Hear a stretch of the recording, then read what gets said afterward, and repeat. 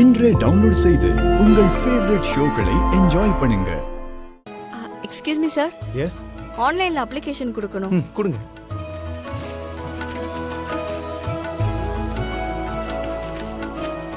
எல்லாம் கரெக்டா இருக்கு. அப்ளிகேஷன் ஃபீஸ் 500 பே பண்ணனும். என்னது 500 ரூபீஸா? ஆமாமா. நீயே ஃபீஸ் கட்ட பணம் இல்லாம தவிச்சிட்டு இருக்க.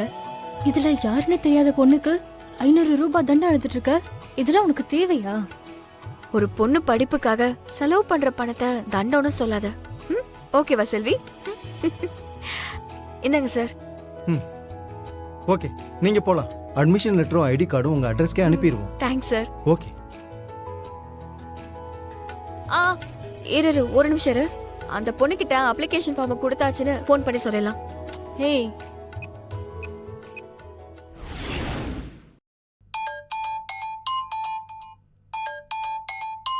இரு வரேன், வேலை செஞ்சுட்டு இருக்கேன்ல.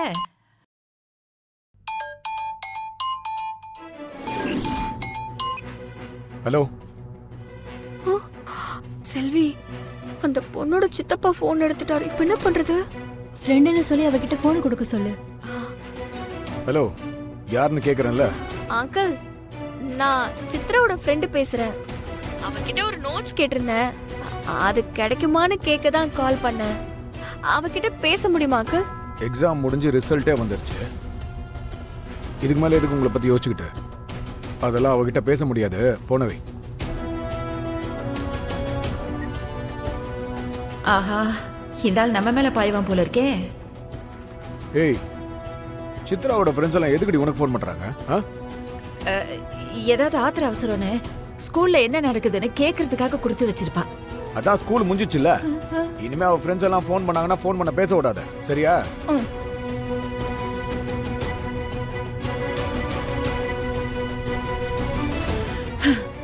இந்த மாதிரி கோமளித்தனால இந்த வீட்ல மட்டும்தான் நடக்குது. குடும்படையப்பா. ஹலோ, யாரு? அக்கா, நான் சித்ரா தான் பேசுறேன். அப்ளிகேஷன் ஃபார்ம் கொடுத்துட்டீங்களா? கொடுத்துட்டேன். அத சொல்றதுக்கு தான் கால் பண்ணேன். அப்ளிகேஷன் ஃபார்முக்கு ஃபீஸ் 500 ரூபாய் கட்டணும்னு சொல்லிட்டாங்க. அதையும் நானே கட்டிட்டேன். அட்மிஷன் லெட்டரும் ஐடி கார்டும் என் அட்ரஸ்க்கு அனுப்புறேன்னு சொல்லிட்டாங்க. வந்ததும் நான் உங்ககிட்ட கொடுத்துடுறேன். ரொம்ப தேங்க்ஸ்க்கா. நீங்க செஞ்ச இந்த உதவிய லைஃப் லாங் மறக்கவே மாட்டேன். அப்புறம் அந்த 500 ரூபீஸ எப்படியாவது உங்களுக்கு திருப்பி கொடுத்துடுறேன். ஐயோ, அதெல்லாம் ஒரு பிரச்சனையே இல்ல. நீ ஆசைப்பட்ட மாதிரி நல்லா படிச்சு பெரிய ஆளா ஆகணும். அதுதான் எனக்கு சந்தோஷம். உன் படிப்புக்கு தேவையான எந்த ஹெல்ப்னாலும் தயங்காம கேளு. நான் உனக்கு ஹெல்ப் பண்ண ரெடியா இருக்கேன். எனக்கு என்ன சொல்றதுனே தெரியலக்கா. எங்க வீட்ல யாரும் சொல்லாத வார்த்தையை நீங்க சொல்றீங்க. ரொம்ப சந்தோஷமா இருக்குக்கா. கண்டிப்பா நீங்க சொன்ன மாதிரி நல்லா படிச்சு பெரிய ஆள் ஆவங்கா. குட். இப்படிதான் கான்ஃபிடென்ட்டா இருக்கணும். எதுவா இருந்தாலும் என்கிட்ட சொல்லு. நான் வச்சிட்டுமா? சரிக்கா.